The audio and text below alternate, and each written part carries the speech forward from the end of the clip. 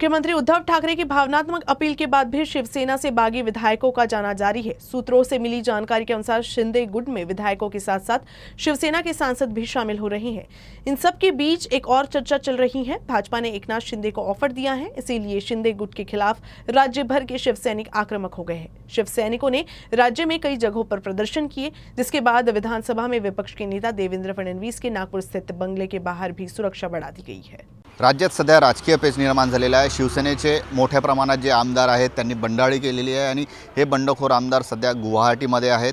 मुख्यमंत्री उद्धव ठाकरे यांनी फेसबुकच्या माध्यमातून शिवसैनिकांना साथ घातली, भावनिक साथ घातली आणि त्यानंतर जागोजागी आंदोलनही होऊ लागलेले आहेत। नागपुरातही बुधवारी रात्री एक आंदोलन झालं, शिवसैनिकांचं ते आंदोलन झालेलं होतं। त्यानंतर आजही शिवसैनिक रस्त्यावर उतरून शिवसेना पक्षप्रमुख बाळासाहेब ठाकरे आणि यांच्यासोबत असल्याचं त्यांनी जाहीर केलेलं आहे। आणि या पार्श्वभूमीवर नागपुरातील विरोधी पक्षनेते भाजपचे देवेंद्र फडणवीस, विधानसभेतील जे विरोधी पक्षनेते आहेत त्यांच्या नागपुरातील धरमपेठ येथील निवासस्थानाबाहेर सुरक्षेत वाढ करण्यात आलेली आहे। कारण काही अशा रिपोर्ट्स आलेले आहेत की जे शिवसेनेचे जे शिवसैनिक आहेत ते आंदोलन करू शकतात आणि त्या पार्श्वभूमीवर कुठलीही अनुचित घटना घडू नये यासाठी अशा प्रकारची सुरक्षेत वाढ करण्यात आलेली आहे। सहसा ही वाढ इथे किंवा इथे सुरक्षारक्षक नसतात।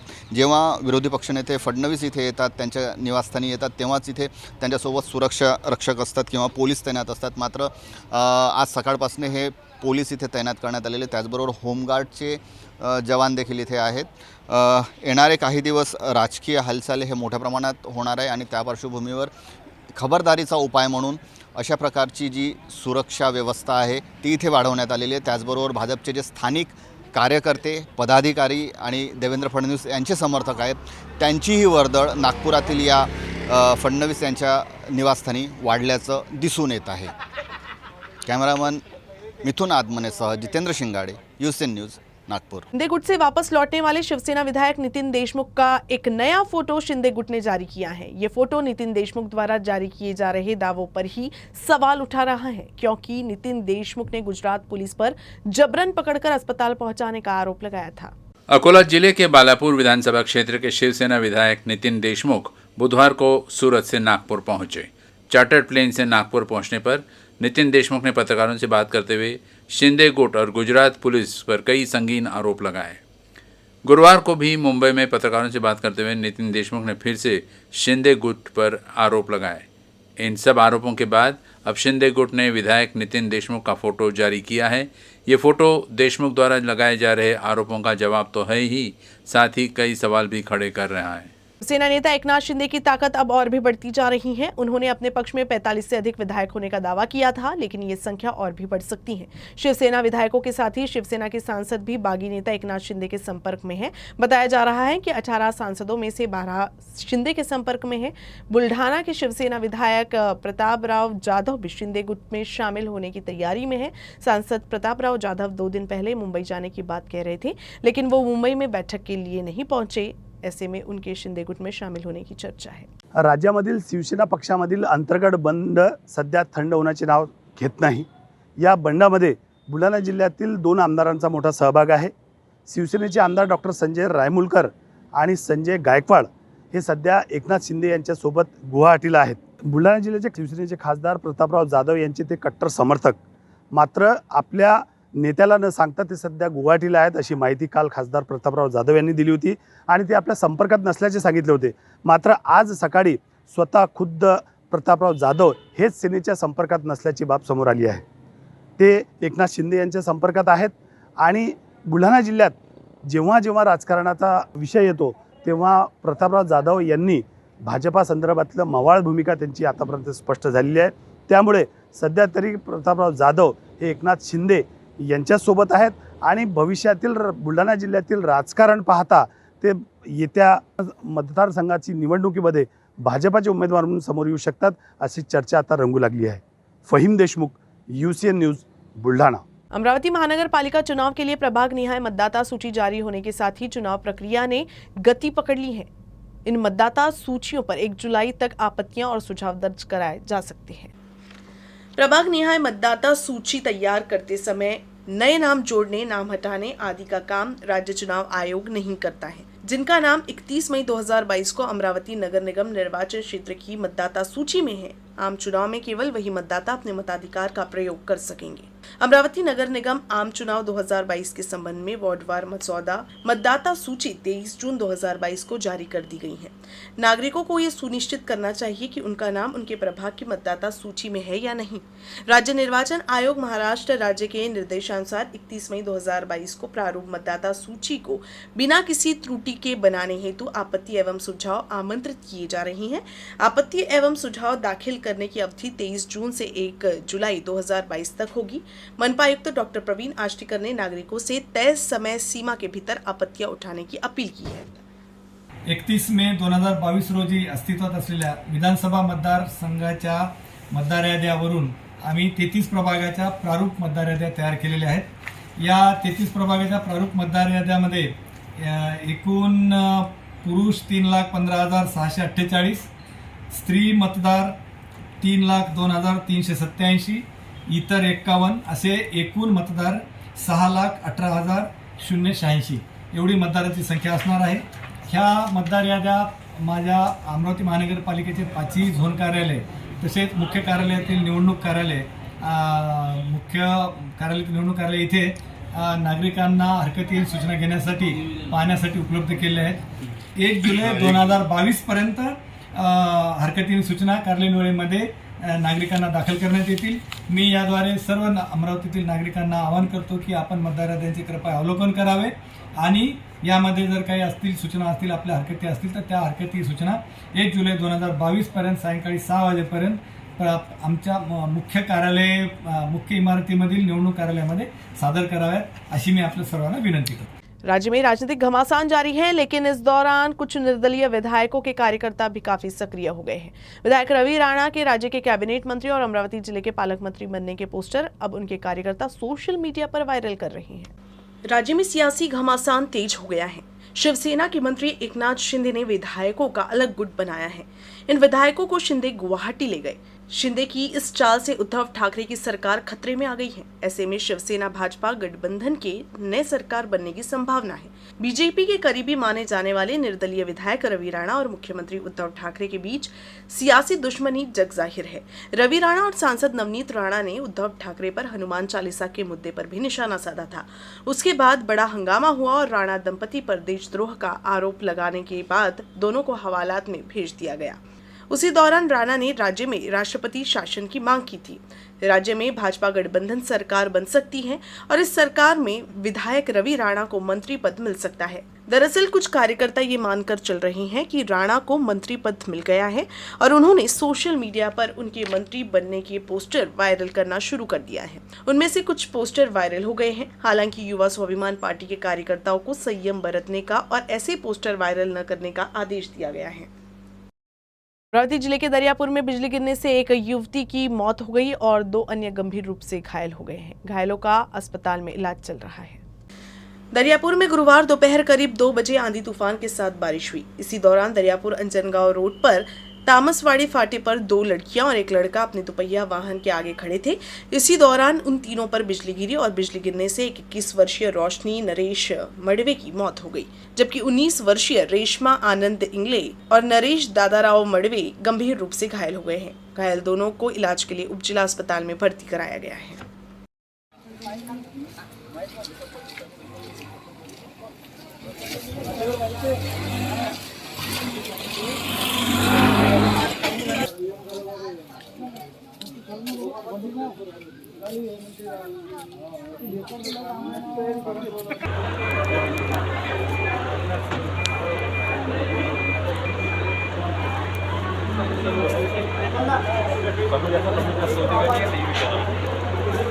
सध्या नॉर्मल आहे पण आपण ऑक्सिजन लावला आहे ना त्यासाठी लावून। अमरावती जिले के वसा संस्था ने अमेरिकी कछुओं की तस्करी रोककर 5 कछुओं की जान बचाई है। अमरावती में अमेरिकी कछुओं की तस्करी का मामला सामने आया था, जिसकी जानकारी वसा संगठन को मिली, जिसके बाद संगठन ने 5 अमेरिकी कछुओं की जान बचाने में कामयाबी हासिल की, जिनमें से 3 को सिम्बोरा बांध में छोड़ दिया गया है। वहीं 2 कछुओं को वन विभाग के प्राणी संग्रहालय में रखा गया है। इन 2 कछुओं को जल्द ही सिम्बोरा बांध में छोड़ा जाएगा। पोज देऊन आला बापू पोज व्हिडिओ काढ व्हिडिओ येते ना त्याच्यात फोटो घेतो इकडून दे मला फोटो किती होते काका हे आता किती राहिले हे 5 होते 3 सोडले अमरावती जिले के दरियापुर तहसील के येवदा में कुलदीप भालतड़क का अनशन आखिरकार गुरुवार को खत्म हुआ। कुलदीप के अनशन की खबर सबसे पहले यूसीएन न्यूज ने दिखाई थी। इस खबर का संज्ञान लेते हुए ग्राम पंचायत ने कुलदीप को नौकरी परमानेंट करने का आश्वासन दिया है। 26 जनवरी 2015 को येवदा ग्राम पंचायत के टेम्पररी कर्मचारी कुलदीप प्रहलाद भालतड़क को परमानेंट करने का प्रस्ताव पारित किया गया था, लेकिन इसे लागू नहीं किया गया। इस बारे में जब कुलदीप ने लगातार सवाल किए तो ग्राम पंचायत प्रशासन ने इस ओर ध्यान नहीं दिया। अंत में कुलदीप ने ग्राम पंचायत कार्यालय के सामने अनशन शुरू किया।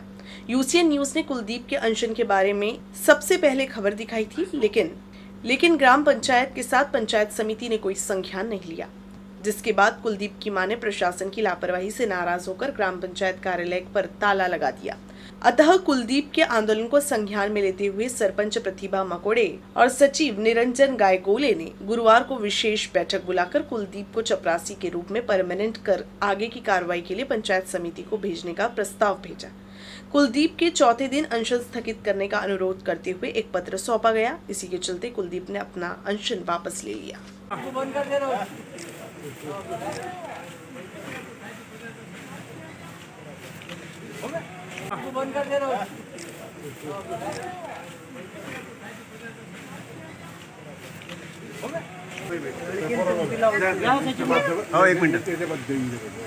अकोला जिले बोरगांव मुंजी पुलिस थाना परिसर में अंबिकापुर गांव में हुई चोरी की घटना का 24 घंटे के भीतर पर्दाफाश कर पुलिस ने 2 आरोपियों को गिरफ्तार किया है। आरोपियों के पास से 1,41,000 रुपए का माल बरामद किया गया है। मिली जानकारी के अनुसार फिरियादी गांव से बाहर गए थे। इस दौरान 20 जून की रात अज्ञात चोरों ने घर का ताला तोड़कर घर की अलमारी से 2,10,000 रुपए के सोने के जेवरात और नगद चोरी कर ली। पुलिस ने मामला दर्ज होते ही जांच शुरू की गई। स्थानीय अपराध शाखा ने गोपनीय जानकारी के आधार पर अंबिकापुर से मोहन मालोकर और अजय चक्र नारायण को गिरफ्तार किया। आरोपियों के पास से सोने चांदी के जेवरात समेत कुल 1,41,369 रुपए का माल जब्त किया गया। आगे की जांच बोरगांव मंजू पुलिस कर रही है। अमरावती जिले के ग्रामीण इलाकों में अच्छी बारिश होने के बाद किसानों ने खरीफ की बुआई शुरू कर दी है। इस साल कुछ गांवों में किसान पारंपरिक बुआई पद्धति को पीछे छोड़कर बीबीएफ पद्धति का उपयोग करके सोयाबीन और तुअर की बुआई कर रहे हैं। किसानों को सोयाबीन और अरहर की बुआई के लिए बीबीएफ पद्धति अपनाने के लिए प्रोत्साहित करने के लिए कृषि विभाग मार्गदर्शन कर रहा है। मृदा जल संरक्षण बढ़ाने और किसानों का उत्पादन बढ़ाने के लिए कृषि विभाग द्वारा जिले में खेतों में जाकर जायजा लिया जा रहा है। कृषि विभाग की इस नए बुआई पद्धति को जिले के किसानों का अच्छा प्रतिसाद मिल रहा है। बीबीएफ जिले मराठी में रुंदसरी वरंबा पद्धति भी कहा जाता है। इस पद्धति से बुआई करने से प्रति एकड़ 8 किलो बीज की बचत होती है। इस पद्धति से पौधे के जड़ में जल संरक्षण, मृदा संरक्षण के सतह साथ अधिक बारिश होने से फसल की सुरक्षा भी होती है। इस पद्धति से उपज में 25% प्रति एकड़ की भी वृद्धि होती है। कृषि विभाग के अधिकारियों ने सोयाबीन की उत्पादकता बढ़ाने के लिए किसानों को बीबीएफ पद्धति से बुआई करने की सलाह दी है। इथे बीबीएफद्वारे आपण सोयाबीनची पेरणी करणार आहे। बीबीएफ म्हणजे ब्रॉड बेड फरो, रुंद सरी वरंबा। यामध्ये जर अतिरिक्त पाऊस झाला तर तो नालीवाटे निघून जातो आणि जर कमी पाऊस झाला तर त्या नालीमध्ये थांबून एक पिकाला आपल्याला प्रोटेक्टिव्ह इरिगेशन देता येते। त्यामुळे माझे सर्व शेतकरी बांधवांना अशी विनंती आहे की आपल्याकडे असलेल्या क्षेत्रापैकी काही क्षेत्र जर आपण बीबीएफवर आणलं तर आपली बियाणे बचत सोबतच खताची बचत होईल आणि आपल्याला एक बियाण्याची चांगली प्रतवारी मिळेल। यावर्षी मी बीबीएफ यंत्राने सोयाबीनची पेरणी करत आहे। पीकेवीची आंबा व्हेरायटी मी इथे आज पेरत आहे। हे पेरण्यामागे उद्देश असा आहे की पर्जन्यमान आधारित ही शेती असल्यामुळे, कोरडवाहू शेती असल्यामुळे व जमिनीचे चढउतार असल्यामुळे दरवर्षी होणारा पाऊस हा एक तर कमी पावसामुळे माझं पीक जात होतं किंवा जास्त पावसामुळे पीक खराब होत होतं। अशा अवस्थेमध्ये मी बीबीएफची निवड केलेली आहे आणि बीबीएफ यंत्रामुळे काय होते की जास्त झालेलं पाणी सरीवाटे निघून जाते आणि कमी झालं पाणी तर ते शेतामध्ये मुरते। त्याच्यामुळे पिकाची अवस्था चांगली राहते। हा माझा जुना पण अनुभव आहे आणि याच्यातून मला उत्पादन वाढीची नक्की शाश्वती आहे। इतर शेतकऱ्यांनी सुद्धा याचा लाभ घ्यावा।